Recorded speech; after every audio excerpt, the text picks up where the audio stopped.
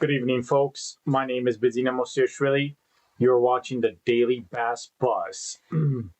Tonight, we have Trump threatening to bomb Oman if it gets in the way with Iran. Let us get right into the rapid-fire swarm update with this story coming from the CBC. Not the first time Trump has threatened Oman during the current Iran conflict. The U.S. President Donald Trump has threatened Oman has been a key U.S. demand. Meanwhile, a 60-day negotiation period to find peace deal between the United States and Iran was expiring with no word of extension and both sides seemingly as far apart as they were at the start. Iran nearing the deal with Oman. Iran said it reached an agreement with Oman over a plane for ships to transit the Strait of Hormuz, which runs between the two countries, and they are now working to finalize the details for the joint statement. Previous threat against Oman. Trump told Fox News Ernest Youngest that the U.S. would bomb Oman if it gets in the way, using expletive for emphasis. Fox News did not provide audio of the interview. This is not the first time Trump has threatened Oman. In May, he told reporters during the cabinet meeting that Oman will behave just like everyone else, or we'll have to just blow them up. We'll have to just blow them up, people. They said that, not me. They said that, not me. Trump also said the expiration of the 60-day deadline on the talks to end the war was irrelevant and said there was no timeline. Trump said U.S. has a back channel for talks with the Islamic Revolutionary Guard Corps. United Nations Secretary General Antonio Guterres wants Iran and the U.S. to resume peace negotiations, saying there is no military solution to the conflict, according to Stephanie Dujarric. Let's now listen to this. We'll have a big percentage of Donald Trump firing back over reports the U.S. military has burned through its stockpiles of precision munitions and interceptors in its war against Iran. And we have certain types of munitions that are very powerful, that we have virtual unlimited supply. We have others where it's a little bit tighter. The Washington Post reports Trump demanded answers from his Secretary of War, Pete Hegseth, about why he'd been misled about extreme munitions shortages. Trump posted on social media, accusing the paper of spreading false rumors, insisting he's happy with Hegseth and that the U.S. has massive amounts of munitions. We always want more. We have to have more. We have other things maybe come up. You maybe come up and maybe don't come up. Hopefully nothing else does come up. One thing that could come up, this expert says, is another future war. And that's what worries the Pentagon. Well, I tell you, people, if there's one thing that we should not be concerned about is the U.S. running out of ammunition. And let's leave it at that. And another story coming from the Reuters, we have Trump says North Korea Kim has responded to his overturns. A day after he ordered the United States to scale back military exercises with South Korea and called North Korea unthreatening and respectful, U.S. President Donald Trump said on Monday that the North Korean leader Kim Jong Un has responded to his outreach. Trump's relationship with Kim has received less White House emphasis than it did in the first term, when the two men met, exchanged letters, but the United States president has reportedly signaled interest in reviving direct diplomacy with the North Korean leader. Asked by a reporter in the Oval Office why Kim had not responded to his efforts to re-engage, Trump responded, He has. He did not provide further details.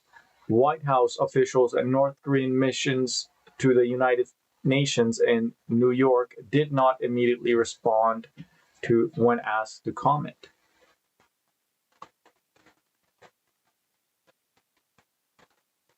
Last year, Kim's powerful sister, Kim Yo Jong, conceded that personal relationship between her and Trump was not bad, quotation marks. But if Washington intended to use personal relationships as a way to end Pyongyang's nuclear weapons program, the effort would only be subject of a mockery, quotation marks, from Kim Yo Jong. North Korea, unthreatening and respectful. On Sunday, Trump wrote on his Truth Social platform that drills were not only costly, but send a signal that is totally inappropriate and hostile to a country that, as long as Donald J. Trump has been president, has been unthreatening and respectful. Analysts say that despite North Korea's coolness to Trump's overturns and the much stronger position Kim is in their last summit, another meeting between the two was possible. In other news, more than 100,000 without power in Hawaii as Lala downgraded to tropical storm. Now let us watch this tropical storm video. Hurricane Lala passed over Hawaii on August 15th before being downgraded to a tropical storm. The National Hurricane Center issued warnings about life-threatening conditions. Over 40,000 utility customers lost power, and Hawaiian Electric said that repair efforts would be hindered by flooded roads and fallen trees across the islands. One person died in a car-related incident, while the National Weather Service noted that 2 homes were swept away by the heavy rain. Although it narrowly missed making landfall on the island, Lala still produced sustained winds of 120 kilometers an hour, classifying it as a Category 1 hurricane. Incredible. Incredible, people. There you have it. 110,000 without water. At least 7 killed in Ukraine air attacks on Russia. Overnight Russian missile and drone attacks across Ukraine killed 2 people and injure 19. At least 7 people have been killed and 4 wounded in Ukrainian missile and drone attacks on Russia. Acting Belgorod Governor Alexander Shneev said that at least 6 people were killed, including a 14-year-old. In the Ukrainian attack on the village of Kolokosoko in Valayaska district in Ukrainian border. In a message on the state-backed Max platform, Shneev added that the structure was burned and the vehicle damaged in the attack. Kolokosovo is about 15 kilometers from Ukraine's northern eastern border. In a separate Ukrainian drone attack, a woman was killed in Russia's southern region of Artsakhan, its governor said. The attack hit an industrial facility. At the same time, Russian forces launched missile and drone attacks across Ukraine, killing at least 4 people and wounding 19. So what the heck? So what the hell is going? So they're just attacking civilians now, just like outright. Just they're not even like, they're just like attacking civilians. Here's the video. A dark plume of smoke winds above an industrial park, about an hour's drive south of Moscow. A wild berries warehouse caught fire after a Ukrainian drone struck the facility overnight. This is crazy. Like, when is this going to stop? I don't get it. What is their like goal? Online retailer and part of a wider Ukrainian military campaign, striking fuel depots, ships, and industries as Kiev seeks to weaken Russia's wartime economy. Moscow's mayor says nearly 600 drones flew toward the capital. He calls it the largest aerial attack on the city in more than 2 years. I'm at this point convinced that the Russians and the Ukrainians are just researching and developing their weapons. Authorities say an 83-year-old man was killed at his house, and at least 5 other people died in the Rostov-on-Don and Belgorod regions. I lived literally across the street. We were just about to go to bed when we suddenly heard the buzzing of a drone, and there was the first explosion. I looked outside the window and saw another drone fly by. Then, just like under a command, it exploded, and there were flames. It was very scary. The Russian Defense Ministry says it shot down more than 800 drones.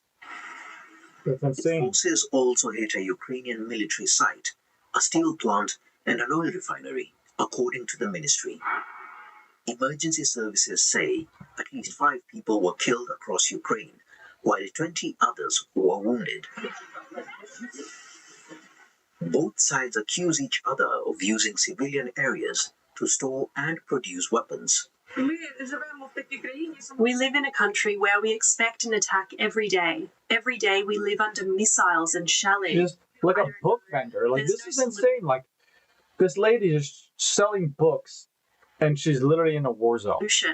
No one helps in any way. This book market, what threat did it pose? What did they want from this? What are they fighting against? With talks frozen and a near standstill on the front lines, Russia and Ukraine have stepped up their long-range attacks, hitting deeper into each other's territory. And that has led to the highest number of civilian deaths since the war's early months. There you have it, people. In other news from CBC, U.S. Supreme Court rejects Trump's efforts to overturn Jean Carroll verdict. Top court declines Trump's appeal of $5 million U.S. verdict in favor of X magazine columnist. Rebuffing U.S. President Donald Trump for a second, the United States Supreme Court declined on Monday to hear his appeal after the jury found him liable for sexually abusing and defaming the former magazine columnist. The justices rejected Trump's request to reconsider their previous decision in June, denying his appeal of the 2023 jury verdict stemming from allegations that he raped her in the 1990s in Manhattan department store dressing room. Trump's lawyers contended the trial was unfair. The court was unassigned and came with no explanation. The Supreme Court rarely grants requests for reconsideration. The justices also are weighing that the Republican president's appeal of separate $83.3 million U.S. jury verdict for defaming Carroll in 2019 during his first term as president, when he denied the claims and asserted she lied about the accusations. Trump's lawyer in the appeal argued that the presidential immunity shields him from Caroline's claim, and the lower courts wrongly decided that he had forfeited that defense. Trump has been battling Carroll and the former advice columnist for Ellen magazine ever since she published an excerpt from her memoir in 2019 in which she alleged that Trump had raped her. Trump denied Carroll's claims and asserted that she had lied both in 2019 and again in 2022 while he was out of office. The case that led to a $5 million U.S. verdict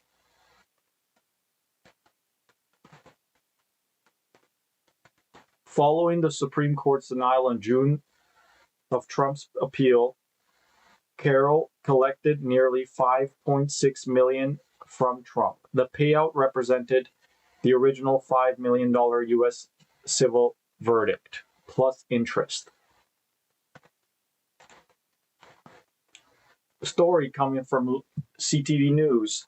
Luigi Mangione state murder trial is postponed after federal guilty plea. Luigi Mangione trial on New York state murder and weapon charges over 2024 killing of a health insurance CEO was postponed on Monday after 28-year-old Ivy League graduate, pleaded guilty last week to separate federal charges. In court on Friday, Mangione for the first time admitted to shooting 50-year-old United Healthcare CEO Brian Thompson, a brazen crime that was condemned by public officials but became emblematic of American frustration with health insurance industry. Mangione's lawyers cited his guilty plea to the federal stalking charges he faced in urging New York State Justice Gregory Carroll to dismiss the state charges. His lawyers argued that Mangione should not have been punished for the same conduct twice under New York's law prohibiting double jeopardy. The state trial had previously been scheduled to begin on September 8th. Mangione has not pleaded guilty to state charges. In a brief written on Monday, Carroll gave prosecutors until October 9th to respond to Mangione's motion. The judge sent Mangione's next appearance in December 10th, meaning the trial will not go forward next month. Mangione could face life in prison. Mangione entered a guilty plea in federal court without reaching an agreement. There was no guarantee that his acceptance of responsibility would result in leniency as sentencing.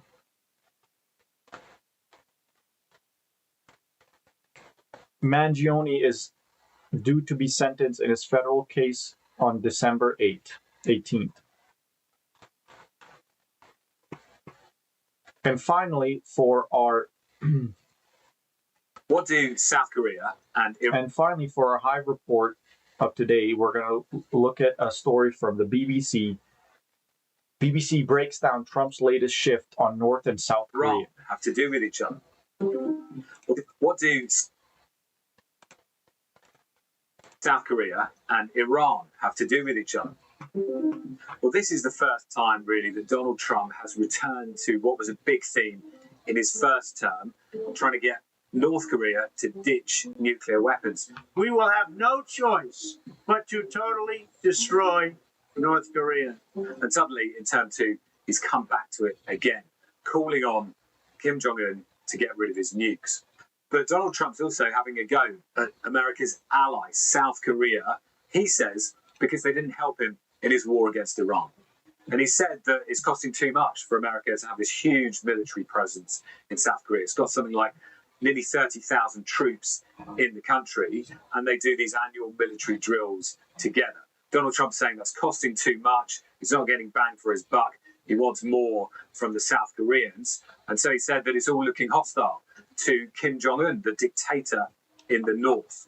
And all of that is a sign of the way that Donald Trump tends to show his admiration for dictators and at the same time sideline America's traditional allies. And here's another example of that. He said that he has a very good relationship with Kim Jong Un, but expects some classic Trump flip-flopping going on. In the first term, he started off calling Kim Jong Un Rocket Man. Rocket Man is on a suicide mission for himself and for his regime. But then became the first American president to step foot in North Korea. I have a very good relationship with Kim Jong Un. Today, he said he has a good relationship with Kim and that they understand each other. I understand him. He understands me. I mean, what do you want him to say exactly? But I don't know. It's this guy.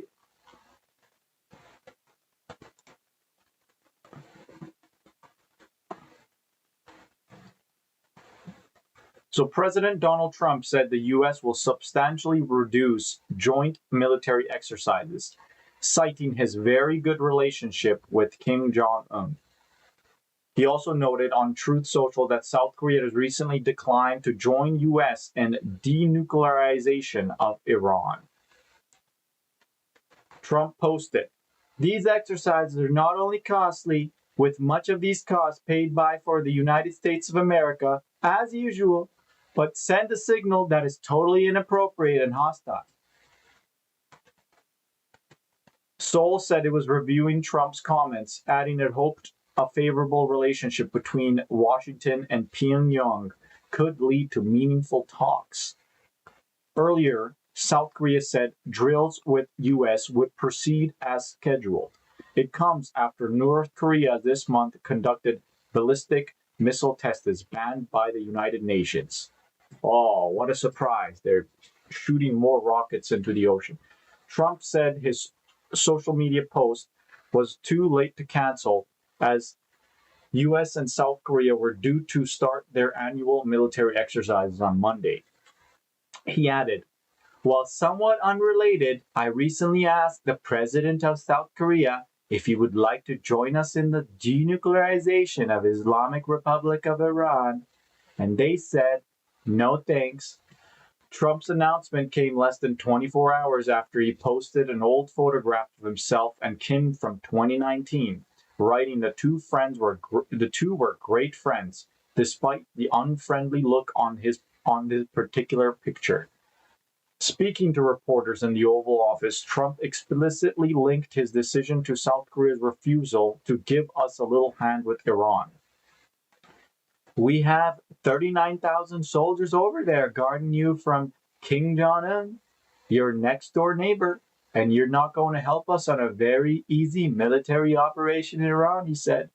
That's strange. That is kind of strange. That's a very good point. They have 39,000 soldiers in Korea. All I want is fairness, he later added. In a statement, South Korea's presidential Blue House said it would continue diplomatic consultations on the U.S. Korea military cooperation related to the Strait of Hormuz. Experts suggest that walking back on the joint military exercises could carry a high cost with relatively little benefit.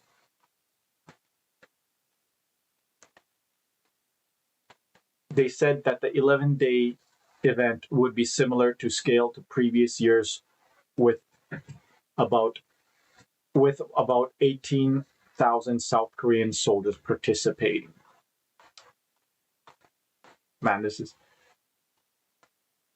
Trump also noted that the multiple times in the past that the U.S. is providing security to South Korea without getting much in return. He has criticized that the number of troops it has stationed in the peninsula and the money is spent. This has complicated Washington's relationship with Seoul, which sees troops as core to its alliance with the U.S. Seoul tried to diffuse the tension earlier this year, committing $350 billion to investing in the U.S. And last year, President Lee Jae-myung described Trump as a peacemaker.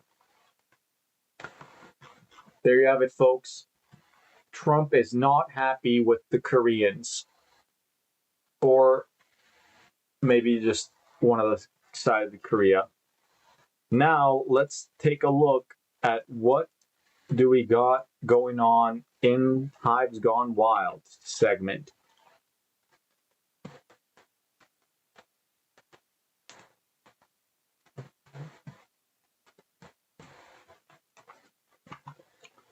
All right, for our first Hives Gone Wild segment, we're going to have Mayor of Dearborn, Michigan, drop this line in America. That is the mission in which they will fail at.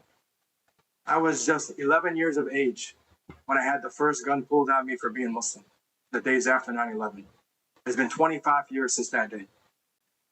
Still unchanged. Hey, Google, make yourself available for Google. The name Abdullah Hussein Hamoud is as American as any other. Hey, Google, make yourself available for Bluetooth.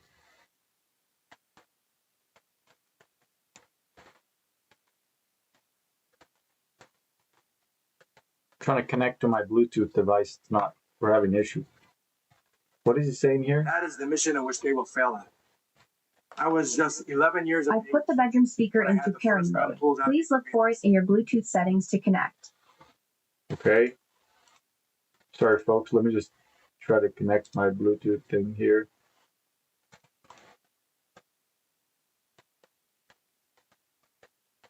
All right, it's not doing it. The days after 9/11. It's been 25 years since that day. Still unchanged. Proudly believe that the name Abdullah Hussein Hamoud is as American as any other.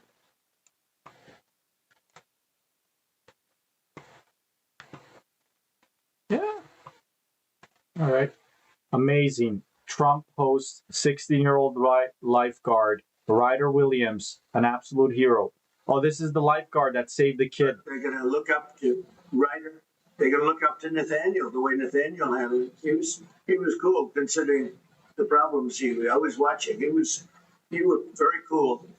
And yeah, look at this. They're going to gain respect. I think, very importantly, they're going to gain respect for what these people do, having to do with lifeguards and having to do with safety. This was an unbelievable experience. Anybody watching, it's not my world, but I respect that world. I always had, but never maybe so much as I do now.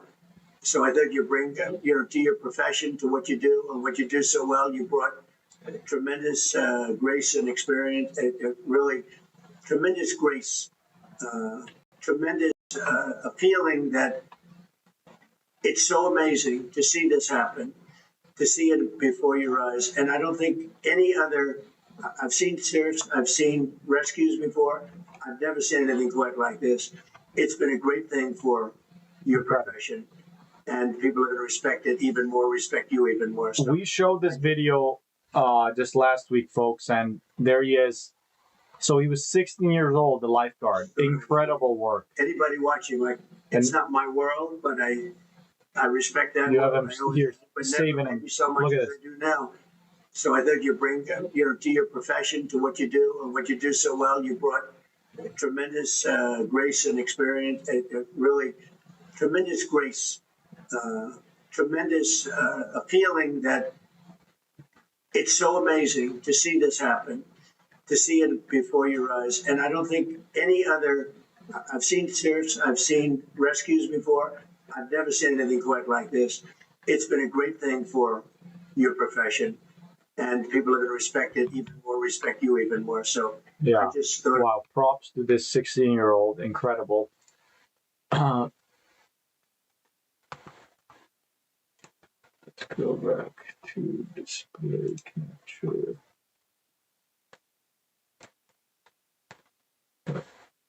No.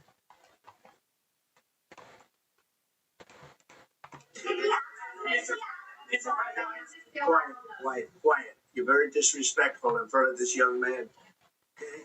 Don't you find her disrespectful? He understands. Quiet. Who are you with? Fake news. You're fake news. You're a loud, boisterous person. You're fake news. Be quiet. Be quiet. Be quiet. You're a fake reporter, and you report fake news. Go ahead.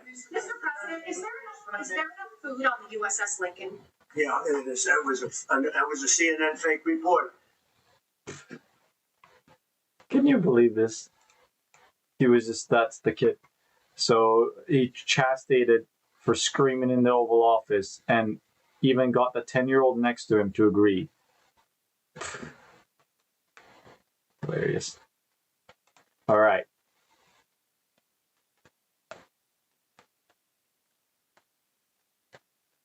Okay, guys, this is spoiler explicit warning. A witness driving home from work came across an arrest and began recording. It was frightened little girl standing nearby who captured the most attention. Hey, what I do, man?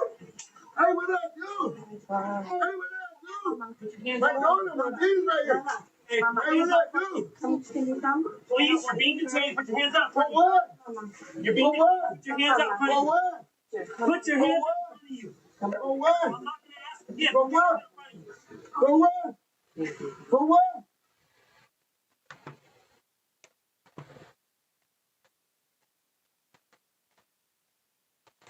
Well, that was a nothing burger of a video. Nightclub, a dangerous place, a compilation. All right, let's see this. So, guy just walks into the bar and he sits down. There's two girls. There's a bunch of guys. They're talking to security. Security is not happy. He's asking them to settle down. They're doing something that they're in an area I think they're not supposed to be in. And now they're squaring up to the security guard. Security guard just elbows one of them, then starts beating up the other one. Now they're going after him. Now all of them jumped on them. You got some employee or another security guard came to help the guy.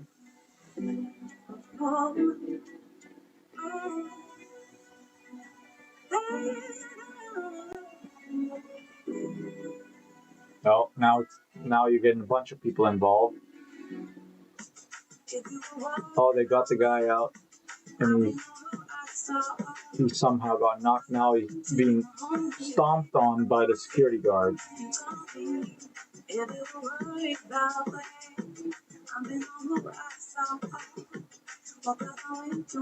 Oh, and now the security guard's pissed and he's beating up everyone.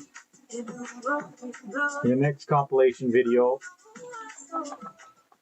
we have two chicks fighting as usual. Oh, she's got him by the hair. Now she's going over to the other girl. She's not done. She wants more. She's not. Oh, you got girls fighting again. This looks like Austin. Oh, we got a bunch of sailors or something jumping in. I don't know, what are these guys? Sailors? Marines? National Guard?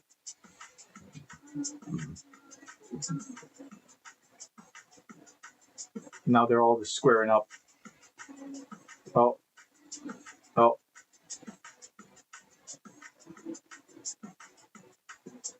We just got a bunch of guys in uniform, and then you got the cops now, cops in uniform. It's a civilian versus sailors versus police. Oh, wow. We got a guy jumping over the edge, and security just uppercuts him.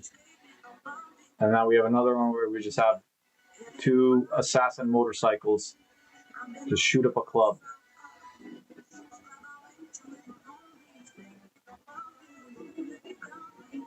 And they just leave. Hit like an extended mag. Now we have a guy in the club that's doing some sort of explicit movement. Now we have another crowded scene in the club and a bunch of shooting. This guy just comes, he just assassinates someone. He's wearing a mask, he leaves.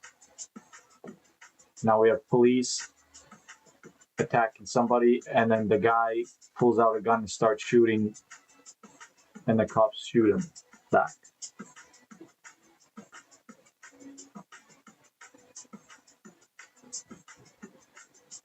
All right, well, this is interesting. We got some red carpet. Oh my God. Guy just assassinated someone right at the red carpet. And then you have this guy just nonchalantly, he's like, just like, let me take this shot. Now we're at a pool table. His friends are just hanging out. Oh, we just got an assassin come in, kill someone. And again, they love wearing those motorcycle helmets. It's their thing. Nobody suspects anything.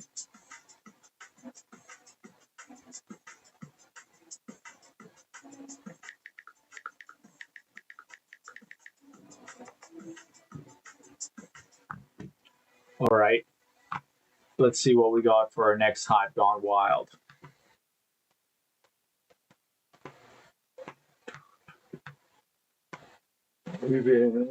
Okay. I'm starting a black militia. California elementary staffer posts disturbing videos. I'm starting a black militia. So if you're black, if you want to shoot some guns, come find me. We're gonna rob some white people. This is probably a joke, I think. Looks like it. I hope it's a joke. She's posting videos now of guns in her elementary school. Or something. Or someone's posting her stories. So this chick said, Starting today, I'm starting a black militia. So if you're black, if you want to shoot some guns, come find me. We're gonna rob some white people.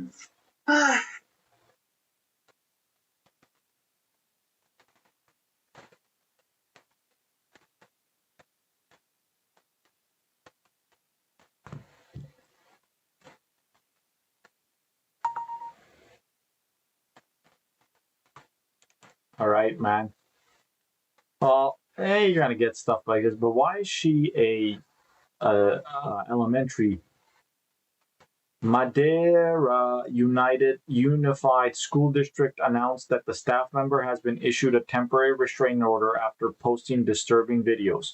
MUSD wrote on social media that the staff member from Lincoln Elementary posted those videos. Multiple people reported the content to police and the district. These two videos show a woman loading a shotgun and pretending to shoot. The same video shows a person loading a magazine into a handgun. The second video has a woman stating she is a black militia and wants to rob. She's starting a black militia and wants to rob white people. In response, district leaders coordinated with Madeira police to ensure the safety of the staff member and surrounding community. Authorities conducted a home visit which resulted in a temporary restraining order and an ongoing investigation. Wow. Wow. All right. Now you have a bear having a hard time bringing her cubs across the street. So we got... Oh my God, we can't. We're gonna get copyrighted strike.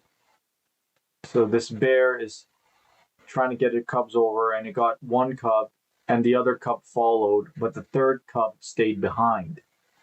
And it's just hanging. Oh, it's two. There's two of them.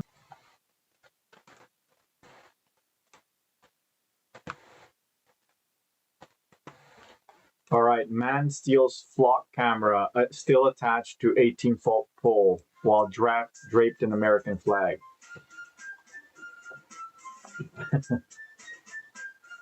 This is hilarious. This is exactly what I imagine the music to be played.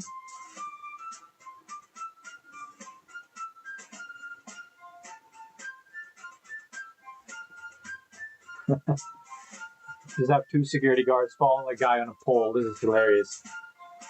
I wonder what's his plan. It looks like he's got the music going.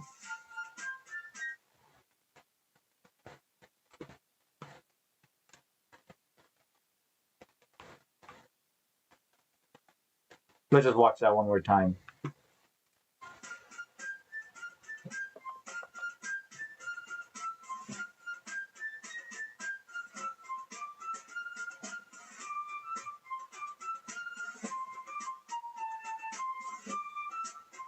Hilarious. Do. Now, for our next Hive Gone Wild, security does excellent job.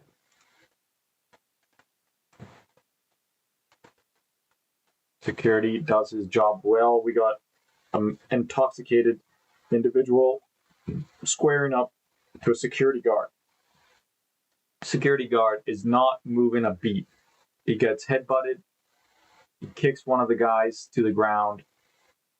Punches him. Punches the other one. They're both on the punch. Oh, he got a bunch of punches. Get him again.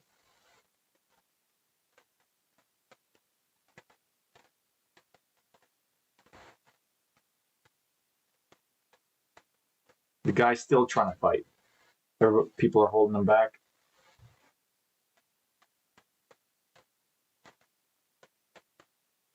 Oh. He's just... That was fast. Let's watch what happens. So this guy is trying to punk the security guard. He's doing all sorts of hand movements. He's trying to punk him. He's like, look over there, and then come over here, and I'm going to headbutt you. Bam! And the other white guy, smaller guy, jumps in twice. I don't know what he was thinking. He gets back up and he's like, I'm going to get out of here. Security guard just wails on them. And you just have the crowd like cheering on the security guard. Hilarious.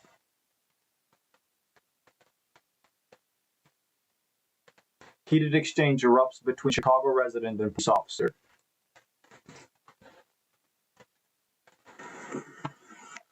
I'm saying I'm driving. I'm sitting here. You don't got some park. You don't got places. Regardless of park, you still need that. You're choosing to mess with me right now because your car throughout the day they don't have place. But look at how you started this. It would have been a simple, oh, I have it here, but you decided on attitude. You have a clear violation. So Give me a ticket and go about your day. Ask you. Give me my ticket and go about your day. You're not listening. I need you to listen. Okay, I'm gonna listen.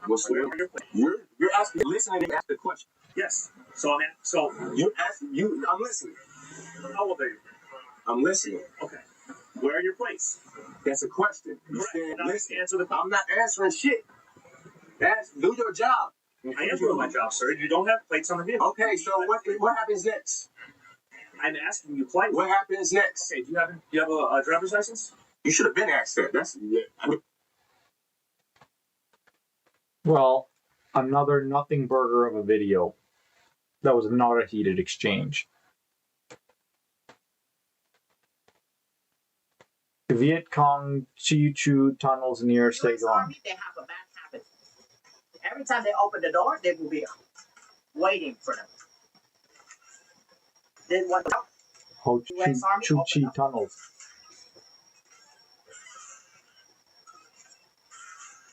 So for some U.S. soldier, they have good reflex. They try to catch it when it fell. You see what happens? Down here still swing. The harder it swings, as long as you put it, it will swing up higher. You on the lower part of the body. And this is 5 parts. These traps also have a very special design to it. Look at the spikes. You can see that it's fish hooks, which means that when it goes in, it doesn't go out easy. So when you pull, if it's your skin, you lose more blood. So here is the part of the war. You see, when a war soldier goes back home, they tell stories. And when the people hear the story, no one supports the war anymore. So what happens if you don't have people supporting the war and go to war anymore? Well, see, I see like to go to war. You see, the problem about the Vietnam War is 19-year-old kids are forced to go here, away from their family, friends, loved ones, to die in Vietnam with this. And the enemy that they are shooting at is not even better. They are 14, 15, 16-year-old kids who has the only thing to do is defending their country. Yeah, that's the thing. That's the thing that the U.S. Very underestimates in these countries. When they have the only thing that they have to do is to defend their country, they will defend their country. And the Americans or the fighting force just doesn't have the morale. This is why the draft system, which is 19-year-olds in Vietnam against their will, was not supported. And it's one of the biggest reasons why the U.S. people don't like the war. So for the Viet. All right, we get it. We get it. We get it. Motorbike collides with car in residential street in Stanford Hill. Oh my God. Come here today and relax. Okay, and what time should I come back? This is actually bad. What the heck? Holy crap. And the guy just runs off. Why do they always do that? He was probably not allowed to be driving.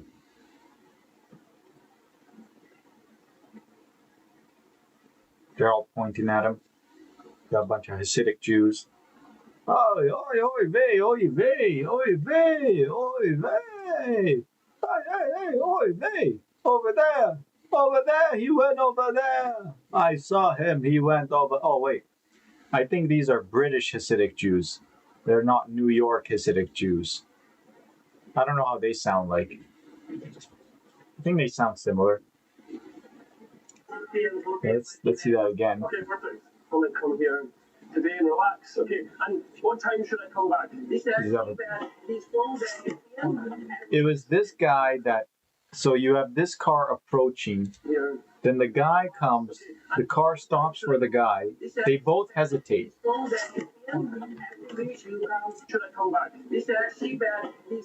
Well, no, actually, they were just slowly rolling. He just runs off.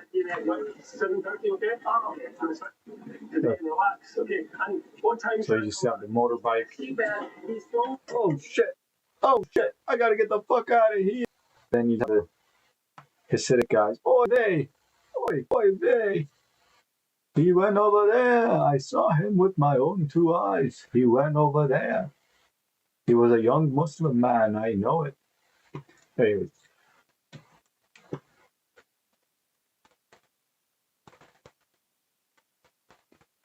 All right.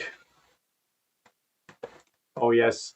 Renowned actress, breaking news. Hayden Panettiere dies at age 36. Actress and singer. Breaking news, folks. With this Fox News alert. Star actress and singer Hayden Panettiere has died at the age of 36 years old. Ty Pyro is here with the details. Good morning, Ty. Good morning to all three of you. Tough way to start the morning. Her father announcing the young star's death in a statement to the media saying, quote, "It is with profound sadness that we share the tragic passing of our beloved Hayden.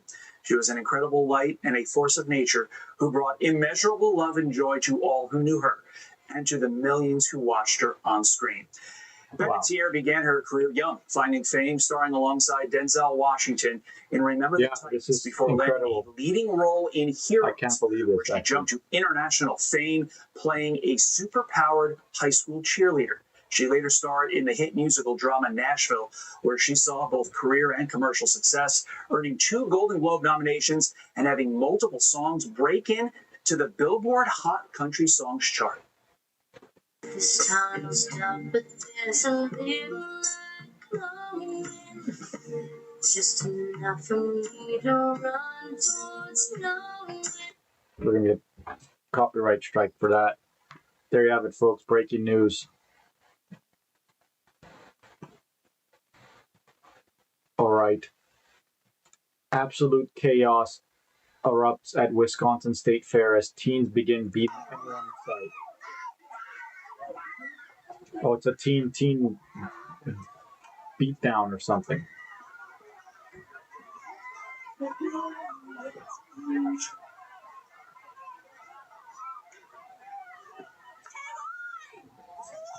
Oh, they got one. They're just attacking random strangers, from what I understand. We go. I wonder how they pick their target. Is it like just random? Just whoever sees it, like the zombies. It's like a zombie attack when like whoever is just closest, easiest target. They probably go for weak people or like weak-looking people. You don't want to go somewhere that's big.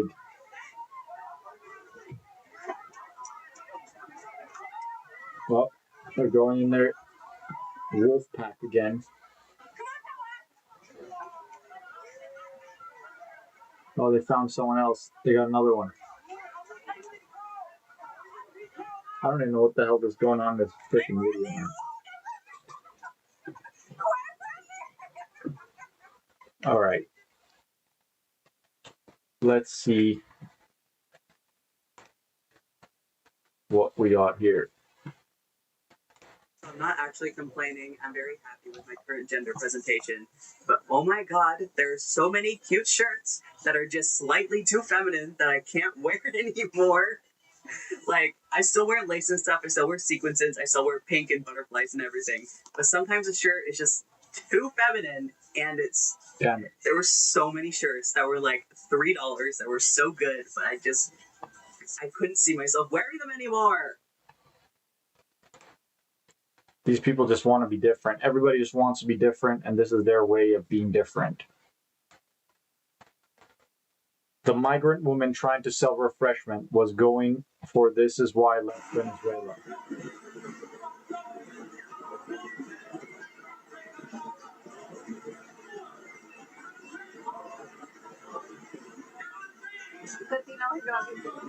We got two people fighting right in front of a Venezuelan woman.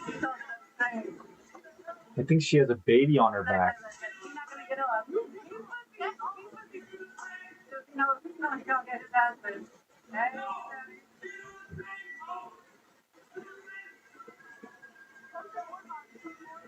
The guy's trying to get his friend to come on the train, but he's not getting on the train for some reason.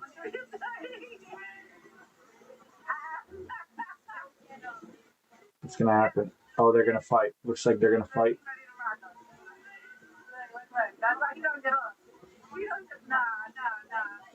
Yeah, she does have a baby on her back. She decides to leave. Smart choice. I mean, I would have left a lot sooner. I think they're just trying to fight. And he's like, get on the train, I'll fight you on the train, he's saying. The guy just punching the air, just shadow boxing him. Super sweaty, oiled up or something. Oh, he's like, that's what I'm going to do to you. Choke you. Oh, stomp you. Yeah.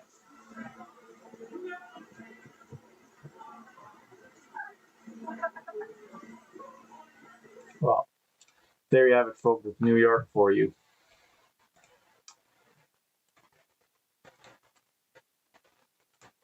Now we'll watch one more video here. Girls and women are raped by invaders in Sutu. We have shame of this. Women raped among themselves. They take them to the mom. Where is the police that we've here? And the women that we have here from Sutu, they don't pick them. I'm talking the women here. We live loud here to terrorize the house. We can't even go out the house. This is not what we live in. Unfair. Get out of here. It's unfair. It's very unfair that we have to live like this. It can't be. It can't be. It's a shame. And here you have to get up, say, Sutu, the country, because we can't live. I'm pregnant and I'm suffering. I have a child and I'm suffering and it hurts. My city is like this. It hurts. We have to get up. And it can't be they invade us like this. It's a shame. When I go out, Sutu has always been a safe city, a great city. We've welcomed everyone. We've always been well. And my soul hurts. My soul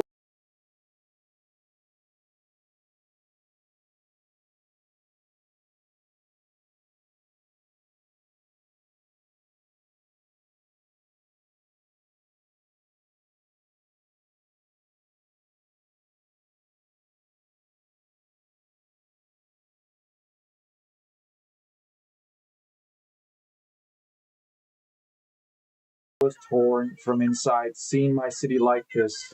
The girls who can't even go to the beach. Children who go to the marina, they have to fights everywhere. The places we take our children to play, we can't do anything. Impotence. There you have it, folks. Now for our B story of the day, we have a story coming here from the Times of India.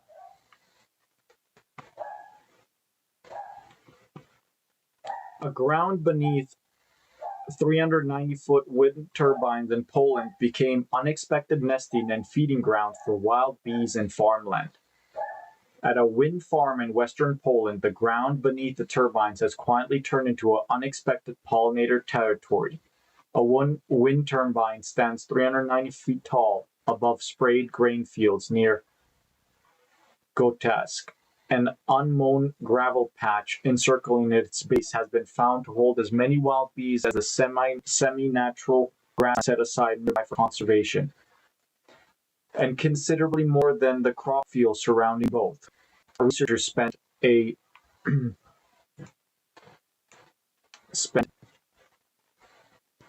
full season sweeping insects and cataloging weeds across the 10 turbines and 10 grassland patches and fields bordering them. ordering them, hoping to work out whether these overlooked service squares carried out any value beyond their engineering purposes. What they found is assumptions that wood infrastructure is purely cost to biodiversity. Bare gravel, light foot traffic, and minimal management to have created conditions that the ground nesting bees actively seek out, turning a patch of land nobody thought to protect into one of the most productive habitats in its entire landscape. Wind turbine bases support diverse plants and pollinators in farmland. Every turbine in the study sat on ground service square, rough 20 to 30 meters, 20 by 30 meters, and used by otherwise left alone. According to the study published in PubMed Central, titled "The Association of Wind Conservation, Pollinating and Wild Plants Homogeneous Farmland of Western Poland," the edges of these squares and the ground around tower base was quietly colonized by Sigittal weeds and the same flowering plants that have been vanishing from intensely farmed fields for decades. Between May and August 2014, the team surveyed 10 of these turbine sites along 10 controlled grasslands, and the crop bordering both. The scale of the difference was stark. According to the study, plant species and richness and the Shannon Diversity Index of wheat were both higher at turbine sites and on the grasslands or the fields, even though grasslands carry denser overall plant cover. Fields, by contrast, trailed behind on every measure. The turbine bases, it turned out, were not just tolerating weeds, they were hosting more of them, more varied mix, and the habitat typically set aside for conservation. More varied. Wind turbine sites support the highest bee diversity and abundance. The headline result concerned bees specifically. Bee diversity, species richness, and abundance were high at the turbine sites, significantly outperforming both grasslands and fields. After the research stripped honeybees out of account to look at wild bees alone, finally they still came out ahead on diversity and richness, with wild bees numbering at those found on grasslands and beating the fields. The explanation lies in the bare ground. Many ground nesting bee species actively prefer sparsely vegetated soil for building nests, and the gravel margins around turbines, kept clear by light traffic and limited management, offered exactly that. Butterflies thrive more on grasslands than around wind turbines. Not every pollinator group responded the same way. Butterflies were significantly more diverse and abundant on grasslands, supported considerably more butterflies than crop fields did. Flies split the difference. Fly diversity and richness and abundance and word times were statistically indistinguishable from grasslands, with both comfortably ahead of fields. The researchers linked this to broad habitats of many fly species, particularly butterflies, which made up the bulk of the flycatch and are increasingly recognized as a significant pollinator in their own right, receiving far less research attention than bees. How plant native flowers around turbines could strengthen their biodiversity. Taken together, the results position wind turbine margins as what researchers call a genuine biodiversity contribution inside otherwise homogeneous farmland, not a merely consolation prize for land construction. Species composition of both plants and pollinators differed meaningfully between turbines, grasslands, and fields. Meaning, turbines were not simply drawing insects away from this habitat, but supporting distinct communities of their own. The researchers were careful to frame this alongside well-documented downsides of wind farms, including bird and bat collisions, without treating one as canceling out the other. Simple management choices could make wind turbines even more valuable. Planting native, regionally appropriate and flowering species timed to bloom across the season, resisting the urge to over-tidy the bare ground that the ground nesting bees depend on, and cutting back on herbicide used near the towers.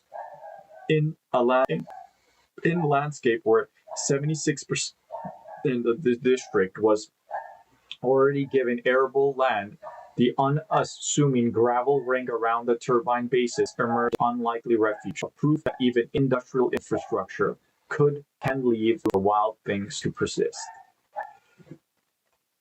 And there you have it, folks. That has been your bee story of the day.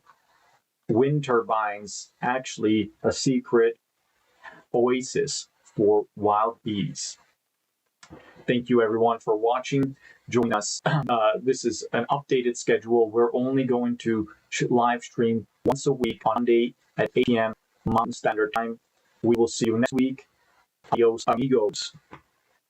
Goodbye.